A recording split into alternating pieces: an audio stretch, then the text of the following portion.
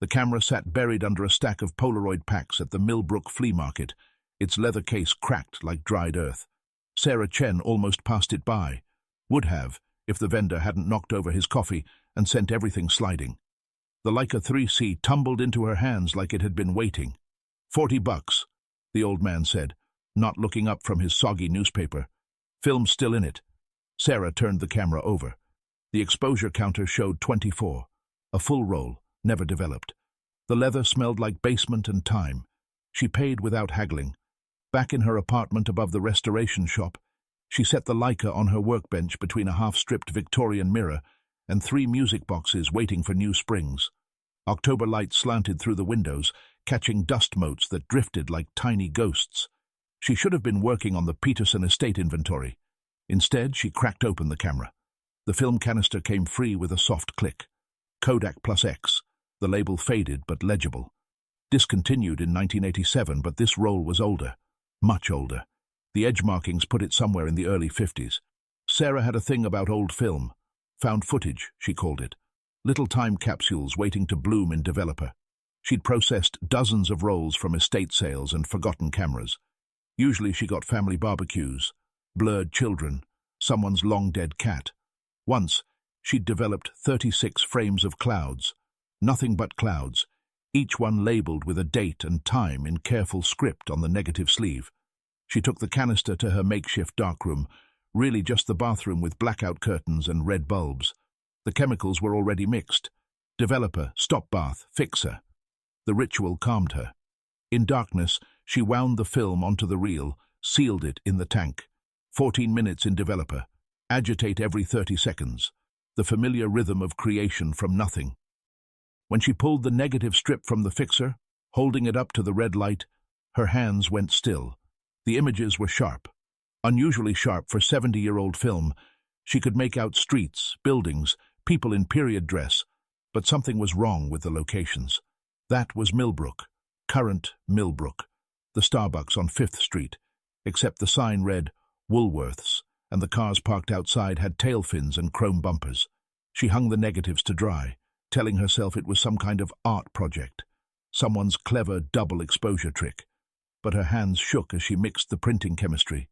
The first print emerged in the Developer tray, like a ghost taking form. A woman at a bus stop, checking her watch. The woman wore a 1950s day dress, navy with white piping, but she also wore Sarah's face. Not similar, not a family resemblance. Her exact face, down to the small scar above her left eyebrow from when she'd fallen off her bike at 7. Sarah printed the second frame. The same woman, herself, walking past Mitchell's hardware. Mitchell's had been torn down in 1998 to build condos. She knew because she lived in those condos. Third frame, herself again, sitting on the steps of the Carnegie Library, reading a newspaper. The headline was clear in the print. Eisenhower leads in polls. The date, October 8th, 1952. Sarah's breath came shallow. She gripped the edge of the sink. Fourth frame, 5th, 6th, all her. All 1952, all Millbrook locations she knew intimately, but had never seen like this. In one, she stood with an older woman outside a millinery shop. In another, she was laughing with a man in a fedora, his hand on her elbow. She didn't recognize either person, but the body language suggested familiarity, comfort, like old friends, like family. By the 15th print, her hands had stopped shaking. They'd gone numb. She was past fear now, swimming in some other feeling that didn't have a name. The 23rd print showed her at the Riverside Bridge, the old steel truss bridge that connected downtown to the paper mill district. She leaned against the railing, looking down at the water. The expression on her face was unreadable. The 24th print made her sit down hard on the bathroom floor. It was a close-up. Her face filled the frame, eyes wide with something between terror and determination. In her hands, held up to the camera, was a piece of paper with handwriting she recognized as her own. Don't come to the bridge on October 12th. Sarah looked at her phone. October 11th, 6:47 p.m. She spread all 24 prints across her living room floor, crawling between them like she was mapping a crime scene. The photos weren't random. They showed a progression. The early ones were casual, candid. She looked comfortable in that world, like she belonged there. But as the roll progressed, Something shifted. Her posture grew tense. The smile disappeared. In frame 19, she was running. Frame 20 showed her looking over her shoulder. The doorbell rang. Sarah jumped, scattering photos. Through the peephole, she saw Mrs. Horvath from downstairs, holding a package. "UPS left this by my door again," the old woman said when Sarah opened up. Then she stopped, looking past Sarah at the photos covering the floor. "My God, is that Anna?" "What?" Sarah's voice came out strangled. Mrs. Horvath pushed past her, moving with surprising speed for an 83-year-old. She knelt beside print number 7, Sarah with the older woman outside the hat shop. "That's my mother," Mrs. Horvath said, her voice gone strange and distant. "Anna Kovac. And that's—" She picked up the photo with trembling fingers. "That's her friend, the one who disappeared." Sarah's knees gave. She sat down hard. "What do you mean, disappeared?" "October 12th, 1952. My mother talked about her until the day she died. They worked together at the mill." The woman, she just vanished, left everything behind. Her room, her clothes, everything. Police thought she jumped from the bridge, but they never found a body. My mother never believed it. Said her friend wouldn't do that. Said she was waiting for something, Mrs. Horvath explained, studying Sarah's face. Then the photo, then Sarah again. "She looked exactly like you." "What was her name?" Sarah asked. Mrs. Horvath shook her head. "That's the strange thing. My mother could never remember. Isn't that odd? Best friends for months, and she couldn't remember her name, like it had been erased from her mind." After Mrs. Horvath left, Sarah sat surrounded by the photographs, trying to make them make sense. She'd studied enough about photography to know what was and wasn't possible. These negatives were real. The chemical composition, the grain structure, the age of the film, all authentic, which meant either someone had played an impossibly elaborate prank, or— She picked up the last photo, her own handwriting. "Don't come to the bridge on October 12th. Outside, Millbrook settled into evening. The same streets as in the photographs, just 72 years older. The bridge was still there. They'd reinforced it in the 80s, added a pedestrian walkway in 2003, but it was the same bridge. She could walk there in 15 minutes. Tomorrow was October 12th. Sarah gathered the photos into a stack, her mind racing. If she had somehow been in 1952, would be in 1952, and had left herself a warning, then going to the bridge would be dangerous. The rational response was to stay home, lock the doors, let October 12th pass like any other day. But the woman in the photos hadn't looked afraid at the bridge. She'd looked resigned. And the note, it wasn't a warning to save herself. The woman holding it looked like someone who had already lost. Sarah picked up the photo of herself with Anna Kovac, two friends laughing at something beyond the frame. Whatever happened at that bridge, Anna's daughter had lived with the loss for 70 years. A friend who vanished. A name that couldn't be remembered. She went to her laptop and started searching. October 12th, 1952. Millbrook. Riverside Bridge. The first result made her stomach drop. Tragedy averted at Riverside Bridge. Anonymous call saves school bus. The article was from the Millbrook Gazette archives. October 13th, 1952. A school bus carrying 32 children had nearly plunged through the bridge railing after a collision with a delivery truck. The railing held, barely. The driver said someone had called the school that morning, warning about brake problems. They'd almost ignored it, but something about the caller's insistence made them check. The brake line was nearly severed. If they'd driven that route. Sarah read the article 3 times. An anonymous caller. A woman's voice, the principal said. She'd known exactly which bus, exactly what to look for. She'd called at 6:15 a.m. before anyone else was at the school. Had to wait for the janitor to arrive and answer. How did she know? The principal was quoted as saying. It's like she'd seen it happen already. Sarah didn't sleep. She sat at her kitchen table with the photographs spread like tarot cards, drinking coffee that grew cold between sips. Every time she closed her eyes, she saw herself in that 1950s dress, standing at the bridge railing. At 3 a.m. she drove to Riverside Bridge. The streets were empty except for a few delivery trucks and one jogger who looked at her like she was crazy, standing there in pajamas and a coat, staring at nothing. The bridge hummed with occasional traffic. The steel girders caught streetlight and threw geometric shadows. She tried to imagine it in 1952, tried to feel whatever she'd felt in those photos. Nothing.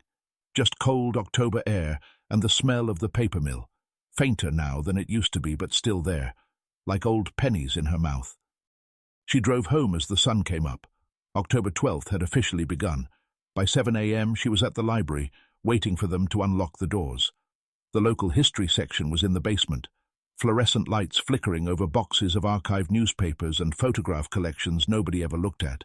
Sarah had been here before, researching items for restoration. She knew where they kept the city directories. The 1952 directory was falling apart, held together with rubber bands. She flipped to October's addendum: new residents, address changes, deaths. Her finger traced down the entries. Nothing about a missing woman. But there. Kovac, Anna, 431 River Street, millinery debt. Supervisor, as of October 1. Anna had just been promoted when they met. When Sarah met her, would meet her. Her head spun. She pressed her palms against her eyes. Finding everything okay? The librarian, Marcus, stood at the bottom of the stairs. He was maybe 25, with thick glasses and the kind of earnest helpfulness that made Sarah feel ancient at 33. Yeah, just... She gestured vaguely at the directories. Family research. Marcus lit up. Oh, genealogy. We have some great resources. The mill kept employment records that go back to 1897. Want me to pull them? Sarah almost said no. Then she replied, actually, yes. October 1952, specifically. 20 minutes later, Marcus wheeled out a cart with 3 boxes. The mill was meticulous, he said enthusiastically. They photographed every employee for their badges, updated them yearly. Sarah's hands shook as she opened the first box. Hundreds of small photographs, each clipped to an employment card. She flipped through. Anderson, Barrett, Chen. She stopped. No Chen in 1952. Of course not. Her grandparents hadn't immigrated until 1967. She kept going. Keller, Kingston, Kovac. Anna's face stared up at her, younger than Mrs. Horvath, but with the same sharp eyes. Clipped to Anna's card was another photo, partially obscured. Sarah moved Anna's picture aside. It was her. The photo from her own driver's license could have been swapped with this employment badge, and no one would notice, except for the name typed below. Sarah Glass, Temperless, Administrative Assistant. Start date, July 15th, 1952. Sarah Glass. She'd used her mother's maiden name. End date? She whispered to herself. The field was blank. Marcus had wandered off. Sarah photographed the employment card with her phone, then flipped through the rest of the box. No other mentions of Sarah Glass. But in the very back, she found a manila envelope labeled Incident Reports, October 1952. Inside were carbon copies of safety reports, accident forms, and one police report dated October 12th, 11:45 p.m. Not about a bus, about a woman seen jumping from the bridge. Witness reports seeing a woman in dark clothing climb over the railing at approximately 11:30 p.m. Subject appeared to fall or jump into the river. Search commenced immediately. No body recovered. Description: female, approximately 30 years old, dark hair, medium build. No identification found at scene. One shoe recovered from bridge walkway. Paper-clipped to the report was a photograph of the shoe. Black leather, low heel, size 7. The brand was visible on the inner sole. Naturalizer. Sarah knew that brand. She had a pair in her closet. Vintage, bought from an estate sale last year. She'd worn them exactly once, to a 1950s-themed wedding. Her phone rang. The sound was so loud in the quiet basement that she knocked over the box, sending photos cascading across the floor. Hello? Her voice cracked. Sarah, it's Mrs. Horvath. You need to come.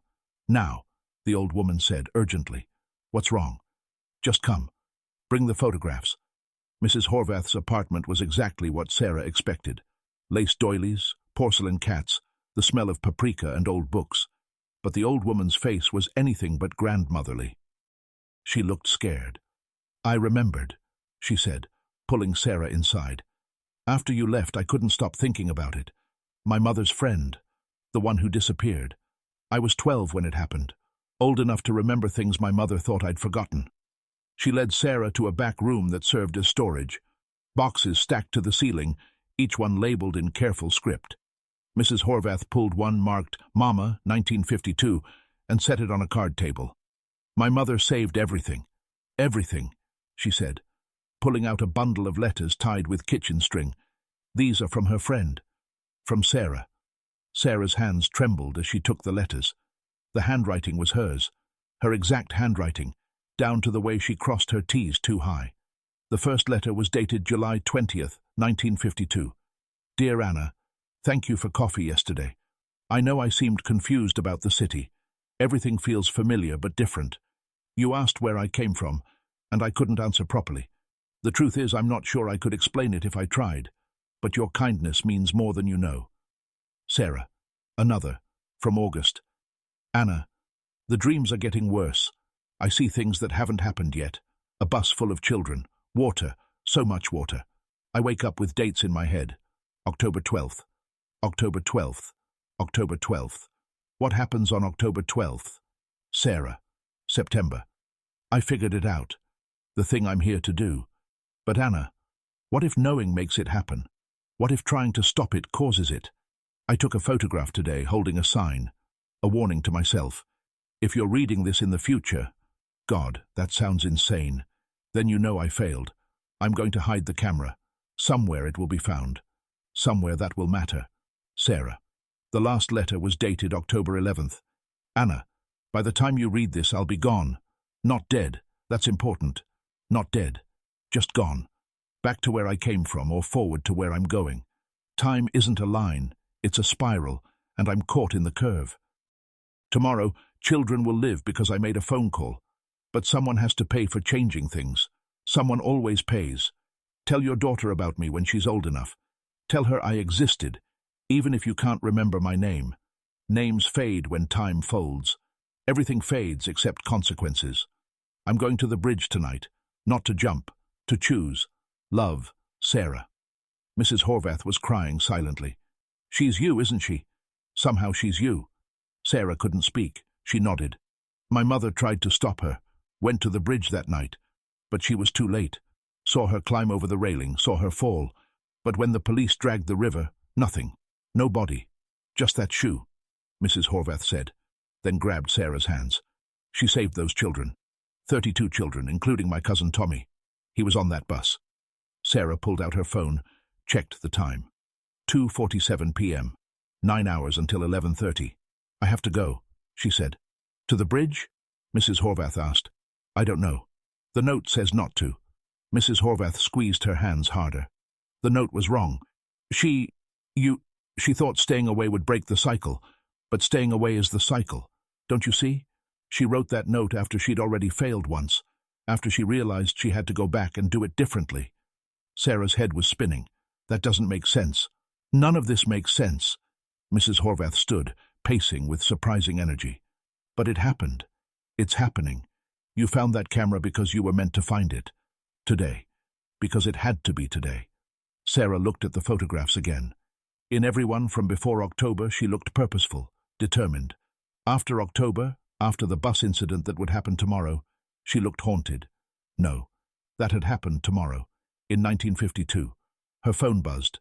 A text from an unknown number. "The camera is under the loose floorboard at 431 River Street, Apt 3B. Sarah showed it to Mrs. Horvath, whose face went white. "That was my mother's apartment. This building. That's this apartment. 3B, she said. They found the loose board in what was now Mrs. Horvath's bedroom closet. Underneath, wrapped in oilcloth, was another camera. A Kodak Brownie, even older than the Leica. Inside was a roll of film, partially exposed. Sarah's hands shook so badly that Mrs. Horvath had to load it into Sarah's development tank. While they waited for the film to process, Sarah told Mrs. Horvath everything.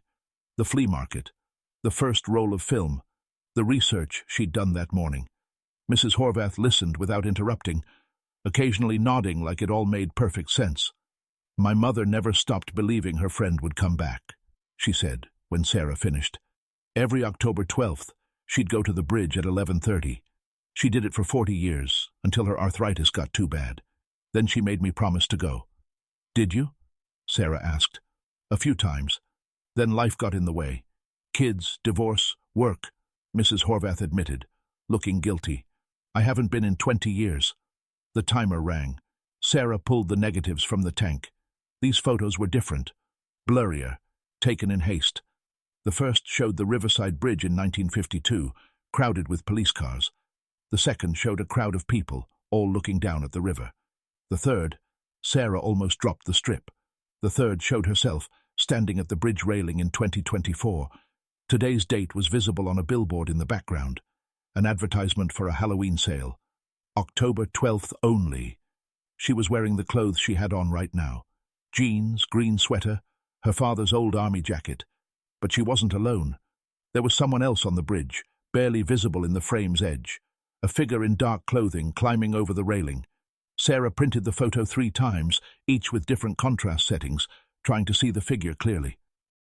But the image remained stubbornly obscured, a shadow where a person should be, like the film itself refused to reveal who it was. "We need to go," Mrs. Horvath said. It was 8 p.m. "Whatever happens, it happens at the bridge." "The note said—" Sarah began. "The note was wrong," Mrs. Horvath interrupted firmly. "Or it was right for a different loop, a different try. How many times have you done this, Sarah? How many October 12ths? Sarah didn't answer because she didn't know, but something in her bones felt tired, like she'd been running for longer than 33 years. They drove to the bridge in Sarah's car. The streets were busy with Friday night traffic.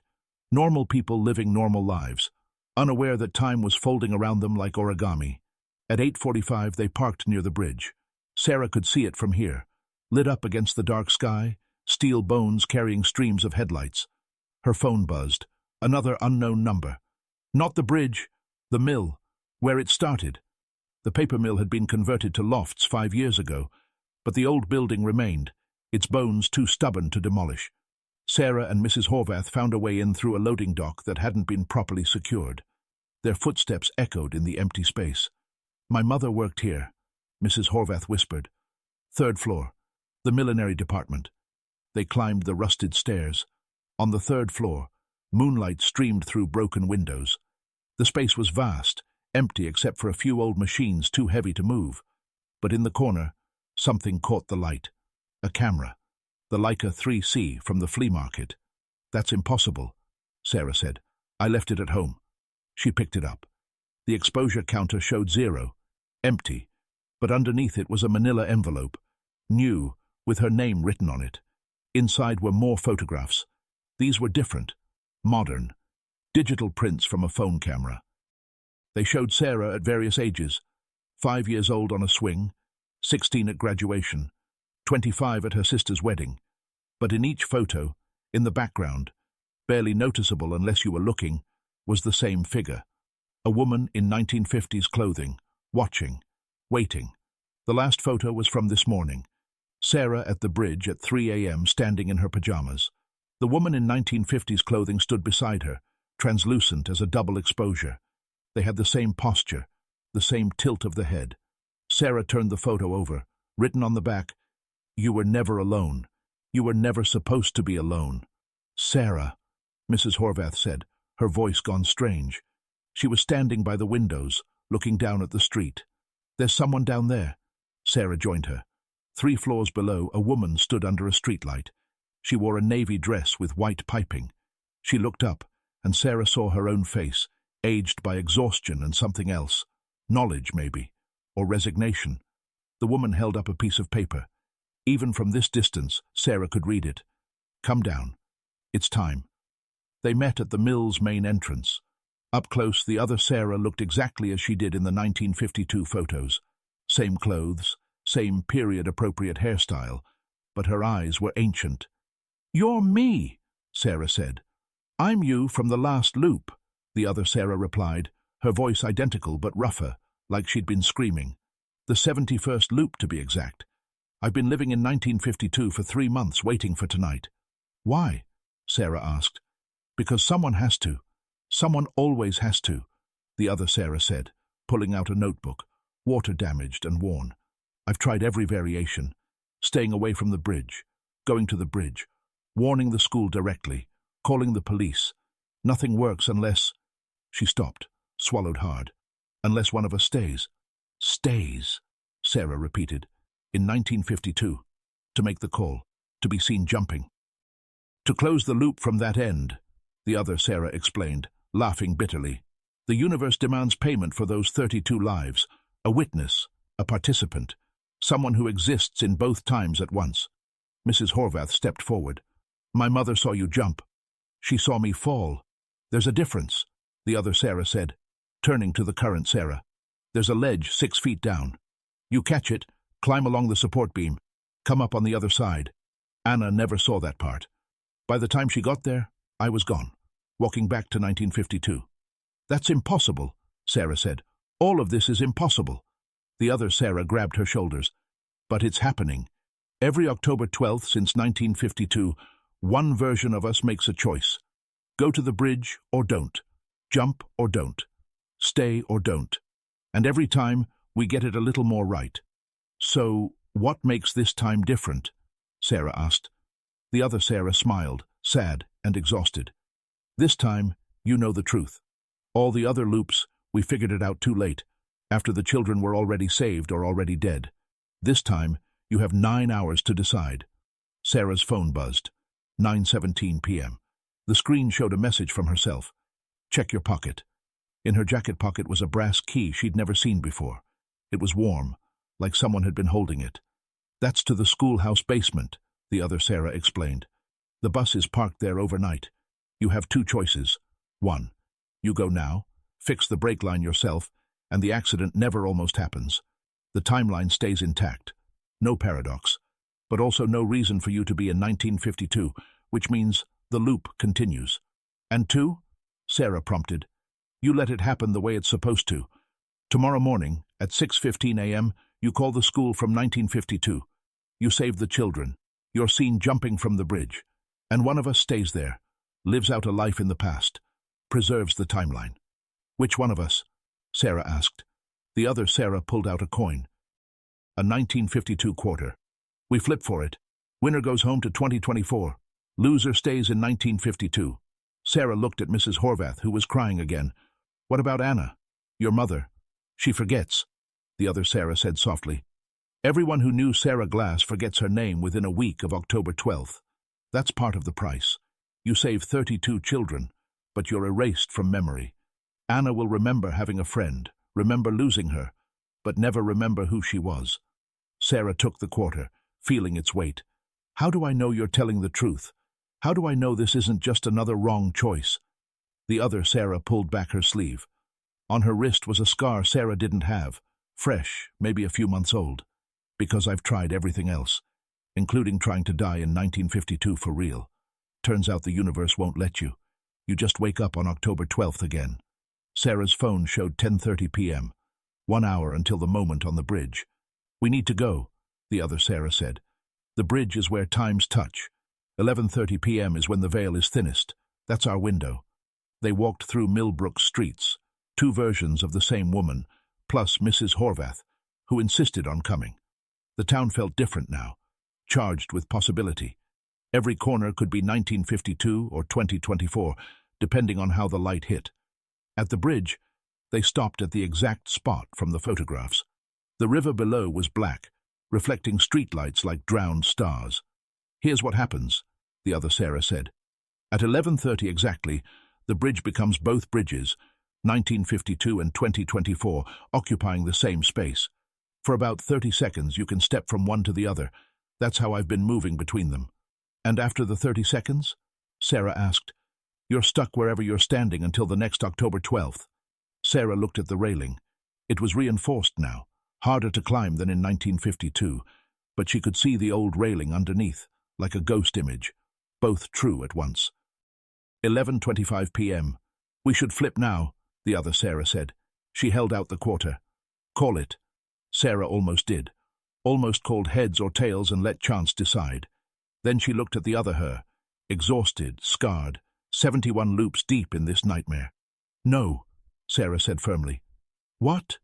The other Sarah asked, confused. No flip. No chance. You've done enough, Sarah said, taking the quarter and throwing it into the river. You go home. I'll stay. The other Sarah's face crumpled. You don't know what you're choosing.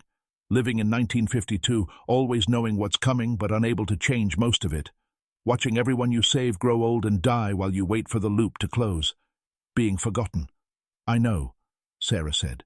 She did know, somehow. Like the knowledge had always been there. Waiting. But you've done your time. 71 loops? You go home. 11:29 p.m. The air began to shimmer.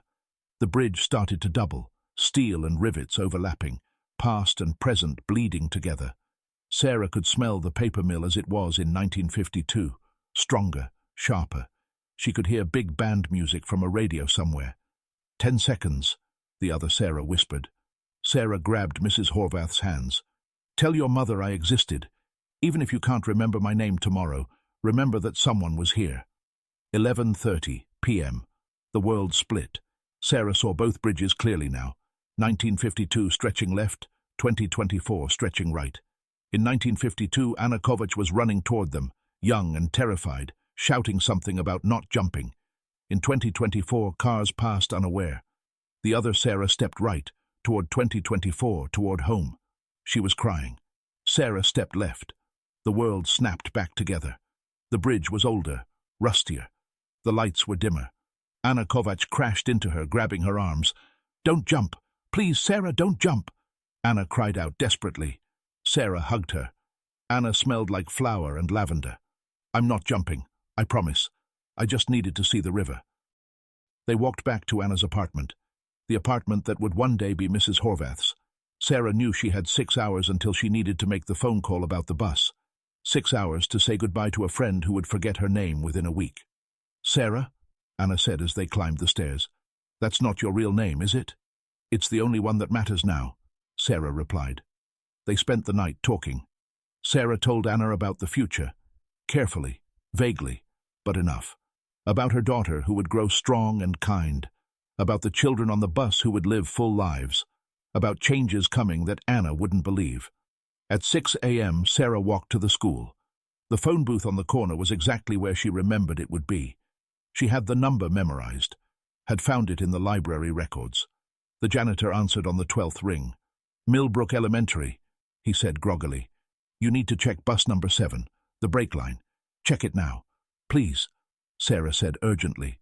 She hung up before he could respond. Then she walked back to the bridge and threw her identification into the river. Sarah Glass would disappear today, but first, she had one more thing to do. She climbed onto the railing where Anna would see her. When she spotted Anna running toward her, right on time, she let herself fall backward, 6 feet down to the ledge, then a careful shimmy along the beam to the other side. By the time Anna reached the spot, Sarah was already walking away into October 12th, 1952. She lived quietly, got a job at the library. They were hiring, she'd checked the records, rented a small room on the other side of town, watched from a distance as the children from the bus grew up, graduated, had children of their own, watched Anna age, marry, have Mrs. Horvath and her siblings. Once a year, on October 12th, she'd go to the bridge at 11:30 p.m. For 71 years, she went. Until finally, on the 71st October 12th, she saw herself standing there in pajamas at 3 a.m. Young, confused, about to begin the journey. That's when Sarah understood. She wasn't living toward the past. She was living toward the moment when another version of herself would take her place. A perfect loop, each Sarah taking her turn in the spiral of time. She took the camera to the flea market that morning, left it where she knew it would be found. Then she went to the mill to wait. At 11:30 p.m. on October 12, 2024, Sarah Chen, the one who'd started this journey just days ago, watched her other self step through to the present and disappear into the night. Then she turned to Anna, young and beautiful and terrified, and said, I'm not jumping, I promise. The loop closed. The loop continued, both true at once. Time, Sarah realized, wasn't a line or a circle. It was a choice, made over and over, each October 12th, to save 32 children, and someone always chose to pay the price. In 2024, Sarah Chen, the 71st version, woke up in her apartment on October 13th. The photographs were gone, the cameras were gone, but on her wrist was a scar she didn't remember getting. And sometimes, when she passed the bridge, she could swear she saw a woman in 1950s clothing looking back at her from the other side. She never crossed that bridge again. But every October 12th, she'd stand at her window at 11:30 p.m. and whisper, "Thank you," to the woman who'd taken her place in the spiral of time. The children lived. They always lived. That was all that mattered. In 1952, in a small room above the library, Sarah Glass opened the journal she'd bought and wrote, "Loop 72 begins. Sarah is safe in 2024. The children will be saved. Anna will forget my name by October 19th. This time, I'll try to make these years count for something more. This time I'll plant a garden." She closed the journal and looked out at Millbrook, 1952, her home for the next lifetime. Somewhere out there, 32 children were sleeping safely, unaware they'd almost died, and lived and died and lived, over and over, saved each time by a woman whose name time would never remember. Sarah picked up her camera. She'd bought another one, and took a picture of the sunrise. The loop was closed. The loop was open, both true at once, forever.